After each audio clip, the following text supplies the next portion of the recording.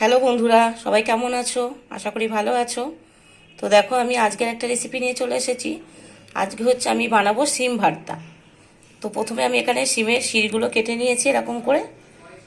নিয়ে আমি সিমগুলোকে দুদিকটা কেটে এবার এটাকে সেদ্ধ বসিয়ে দেবো। একটু সেদ্ধ করে নেব।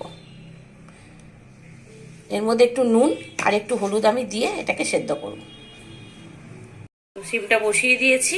এবার আমি একটু নুন দিয়ে দিলাম আর একটু হলুদ দিয়ে দিলাম।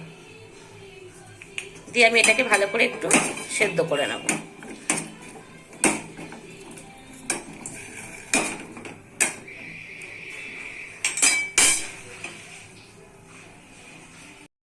তো সিমটা সেদ্ধ করে নিয়েছি, দেখো এরকম সেদ্ধ হয়ে গেছে। এবার আমি এটা নামিয়ে রাখছি। এবার আমি কড়াই বসিয়ে দিচ্ছি। কড়াইতে আমি একটু সর্ষের তেল দিয়ে দিয়েছি। সর্ষের তেলটা গরম হবে, এর মধ্যে আমি দিয়ে দেবো একটু কালো জিরে,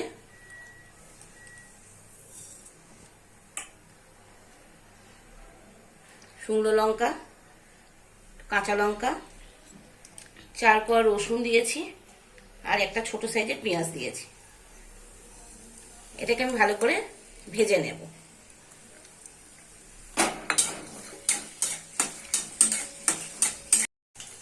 তো দেখো, আমি ভেজে তুলে নিচ্ছি এই মশলাগুলো, পেঁয়াজ, রসুন আর শুকনো লঙ্কা, কাঁচা লঙ্কা।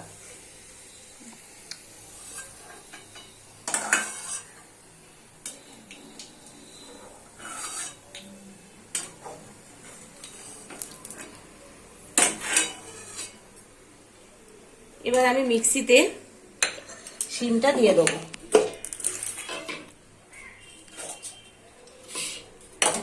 এটা ঠান্ডা করে নিয়েছি, দিয়ে দিলাম।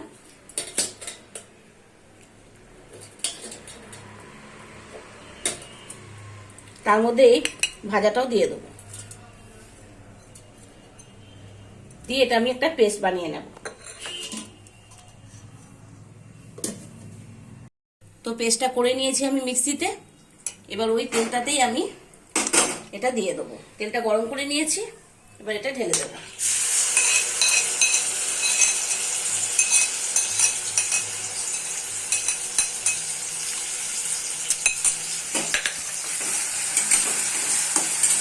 এবার এটাকে আমি ভালো করে মিশিয়ে নেবো তেলের সাথে।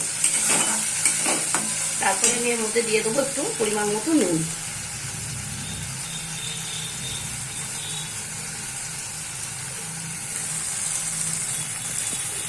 আর দিয়ে দেবো অল্প 2-1 দানা চিনি।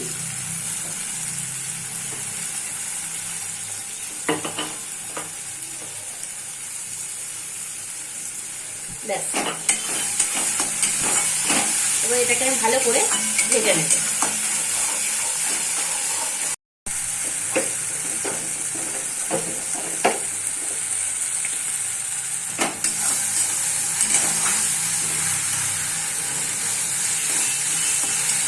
এটা একদম ভালো করে ভেজে নেব। একটু শুকনো শুকনো হয়ে আসবে, তারপরে এটা হয়ে যাবে। তো আমি করে একটু ভালো করে ভাজছি।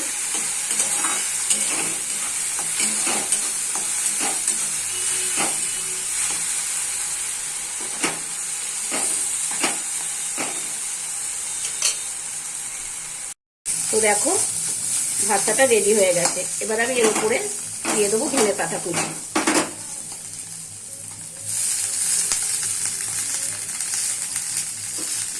দিয়ে একটু নেড়ে আমি এবার গ্যাসটা নিভিয়ে দেবো। তো রেডি হয়ে গেল সিম ভর্তা। এবার এটাকে আমি নামিয়ে নেব। তো দেখো, আমি নামিয়ে নিয়েছি। এরকম দেখতে হয়েছে।